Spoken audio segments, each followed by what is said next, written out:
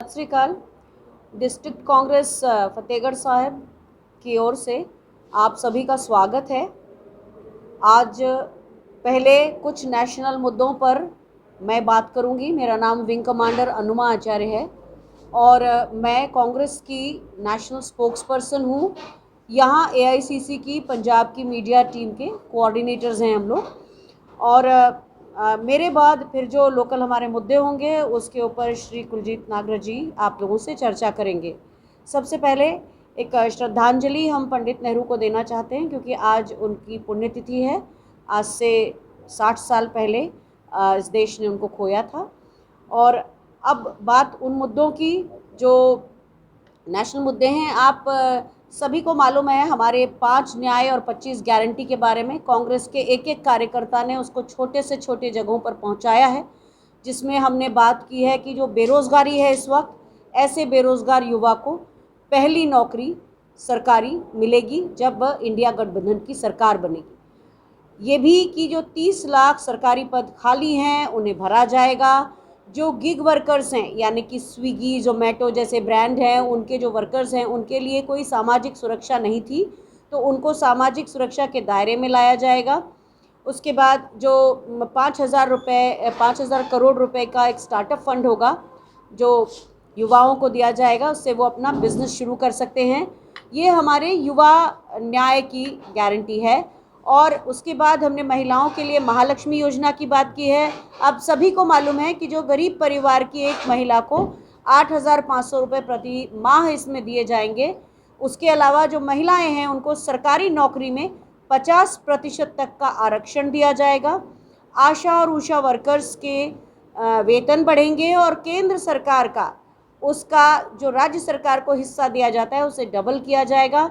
अलग अलग शहरों में जो कांग्रेस ने वर्किंग वुमेन हॉस्टल्स बनाए हैं, ऐसे सावित्रीबाई फुले हॉस्टल्स की संख्या बढ़ाई जाएगी। तो कांग्रेस चाहती है कि महिलाएं ना केवल सशक्त बने, लेकिन अगर वो अपने शहर से दूसरे शहर में हैं तो वहाँ पर भी उनको रहने के लिए सुरक्षित जगह मुहैया हो।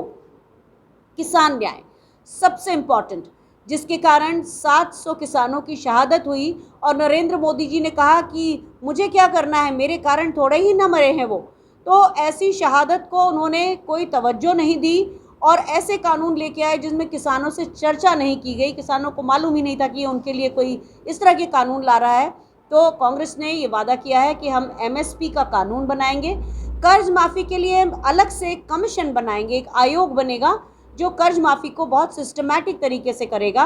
हम जीएसटी फ्री खेती करेंगे, यानी कि खेती से जुड़े सारे उपकरण या खाद या पेस्टिसाइड किसी पर भी जीएसटी नहीं लगेगा। ये हमारा वादा है। और एक अच्छी आयात निर्यात नीति बनाएंगे जिससे सरकार जो फसल ज़्यादा हो गई है उसे और ना मंगा ले और जो फसल कम हुई है उसे बाहर ना भेजे। तो ये सब किसानों से चर्चा करके होगा। श्रमिक न्याय की बात है, 400 रुपये प्रतिदिन की मजदूरी मिलेगी। हर गिग वर्कर्स को, हर ईडब्ल्यूएस को 25 लाख रुपए तक का इलाज मुफ्त मिलेगा और सभी को कॉन्ट्रैक्चुअल लेबर को कम किया जाएगा और धीरे धीरे ख़त्म किया जाएगा। ये हमारा श्रमिकों के लिए न्याय है। और सबसे ज़्यादा जिसकी बात होती है वो हिस्सेदारी न्याय की बात होती है। हम जातिगत जनगणना भी कराएंगे और जिस तरह से जहाँ जहाँ जिसका जितना हिस्सा होगा उसको उसकी हिस्सेदारी दी जाएगी।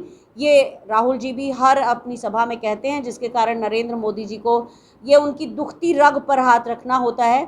और ये हमारा जो संविधान की जो हम बात करते हैं तो बहुत से लोग इस न्याय के बारे में ये कहते हैं कि सवर्णों को कुछ नहीं दिया जाएगा। तो मैं आपकी तवज्जो चाहती हूँ, हमारा जो पूरा न्याय पत्र है उसका पेज नंबर 22 पर जाइए, आपको ये मिलेगा कि सवर्णों के लिए भी एक आरक्षण की सुविधा है जो जिनकी आर्थिक स्थिति खराब है।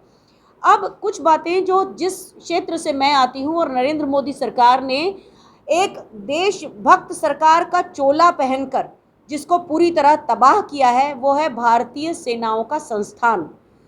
कांग्रेस की सरकारों ने, अगर हम वापिती और स्पिटफायर जैसे जहाज़ों को छोड़ भी दें तो भी 1947 से लेकर और 2014 तक लगभग 3,000 जहाज़ खरीदे, जिसमें 1700-1800 तो आप फाइटर्स समझ लीजिए, आप कुछ 400-500 आप मालवाहक जहाज़ जैसे AN-32 IL-76 वगैरह समझ लीजिए, और लगभग ही 700-800 आप समझ लीजिए हेलीकॉप्टर्स, अलग अलग तरीके के हेलीकॉप्टर्स।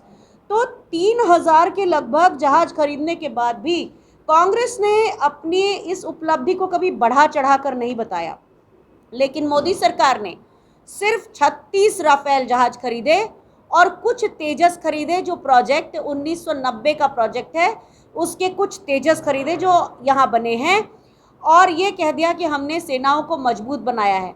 तो ये कमाल की बात है कि जिन्होंने, कांग्रेस की सरकारों ने भारतीय वायुसेना को विश्व की चौथी सबसे बड़ी वायुसेना बनाया, उन्होंने कभी इस चीज़ का गुणगान नहीं किया। मोदी जी ने 36 जहाज, वो भी काफ़ी ज़्यादा दामों पर खरीदे और कह दिया कि हमने सेनाओं को मजबूत बनाया है। तो ये उनका कच्चा चिट्ठा आपको मालूम होना चाहिए। दूसरी बात, और ये बात मैं जब कहती हूँ तो जिम्मेदारी से कहती हूँ, कि भारतीय जनता पार्टी की जब जब सरकार होती है तब कारगिल जैसी चीज़ होती है, तब संसद पर हमला होता है, लोकतंत्र की संस्थाओं पर हमला जो होता है, तभी संबा जैसे जो आर्मी बेस है उस पर हमला होता है। यानी कि ये अटल बिहारी जी की सरकार के समय हुआ था। नरेंद्र मोदी जी की सरकार की बात कर लेते हैं। पठानकोट एयरबेस पर स्ट्राइक होती है, आतंकवादियों का हमला होता है, उरी पर होता है हमला, नगरोटा पर होता है, पुलवामा हमला होता है जिसकी तो जांच भी नहीं होती, राजौरी में हमला होता है, श्रीनगर एयरबेस पर ड्रोन का हमला होता है। यानी कि इंटेलिजेंस फेलियर की ये घटनाएं भारतीय जनता पार्टी के ही कार्यकाल में बढ़ती हैं और तभी होती हैं। कांग्रेस की सरकारों में हमने इस तरह से इंटेलिजेंस फेलियर के नमूने नहीं देखे थे। तो ये एक और बात है। और इससे जुड़ी दूसरी बात यह है कि जब यूपीए की सरकारें होती हैं तो देश में आंतरिक अशांति फैलती है। आप सभी को मालूम है, बहुत सारे तरह के जो सूटकेस के ब्लास्ट हो जाते थे, स्कूटर ब्लास्ट हो जाते थे, ये तभी होते थे। और इसको मैं जोड़ना चाहती हूँ बेंगलोर में कुछ समय हुए पहले कॉफ़ी हाउस में ब्लास्ट से, जिसके तार भारतीय जनता पार्टी के नेता से जुड़े हुए मिले थे। तो ये दूसरी बात जो आपका ध्यान इस पर जाना चाहिए। तीसरी बात यह है कि चीन हमारी सरहदों पर 5 मई 2020 से आया। हमारे प्रधानमंत्री जी ने चीन को पूरी तरह से छूट दे दी और कह दिया ना कोई हमारे यहाँ घुसा है ना घुस आया है। प्रधानमंत्री जी ने इस तरह से उन 20 शूरवीर हमारे सैनिक, जिनके अगर परिवार थे तो उनकी पत्नियों का मंगलसूत्र चला गया, पुलवामा के वो शहीद जो अगर शादीशुदा थे तो उनका मंगलसूत्र उनकी पत्नियों का चला गया, उन सबको कंप्रोमाइज़ कर दिया। लेकिन चीन के राष्ट्राध्यक्ष से आज तक बात नहीं की है। 21 बार मेरे देश की सेनाओं ने बात की है चीन से, लेकिन मेरे देश के प्रधानमंत्री ने एक बार भी बात नहीं की है। ये उनके डरपोक होने का सबसे बड़ा प्रमाण है। आज भी लद्दाख में चीन अंदर घुस आया है, पर इसके बारे में बात नहीं होती। हमारे विदेश मंत्री एक और व्यक्ति हैं जो देश को बरगलाते रहते हैं, उन्होंने भी कुल जमा 2 बार चीन में बात की है। पहली बार 2020 के सितंबर में और दूसरी बार अभी थोड़े दिन पहले। रक्षा मंत्री राजनाथ सिंह ने पिछले साल 2023 में जुलाई में बात की थी, लेकिन उस बातचीत में क्या हुआ किसी को कुछ नहीं मालूम है। तो ये बातें भी हैं जिस ये बताती हैं कि भारतीय जनता पार्टी की सरकार चीन से डरती है। और उधर प्रधानमंत्री जो रह चुके हैं पाकिस्तान के, इमरान खान, वो कह रहे हैं मोदी जी आएंगे तो बड़ा अच्छा हो जाएगा पाकिस्तान के लिए। ये एक और बात है। एक और बात जो ये सरकार कहती है, मोदी सरकार, कि हमने 1 रैंक 1 पेंशन दे दिया है।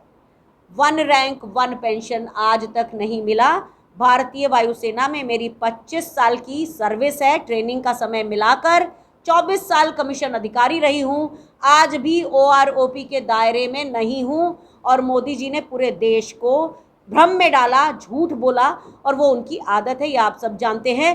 हाँ, अग्निपथ जैसी स्कीम लाकर उन्होंने नो रैंक नो पेंशन ज़रूर कर दिया कि ना तो अब किसी को एक्स सर्विस मैन माना जाएगा जो अग्निवीर होगा, और ना तो उसे पेंशन मिलेगी, ना उसे शहीद का दर्जा मिलेगा।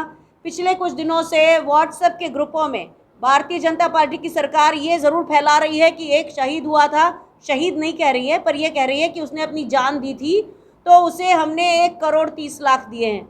और जो शहीद का दर्जा, वो कोई भी देश का युवा सपने देखता है कि वो अपनी देश की माटी के ऊपर कुर्बान हो जाए, तो उसको वो सम्मान तो मिलना चाहिए।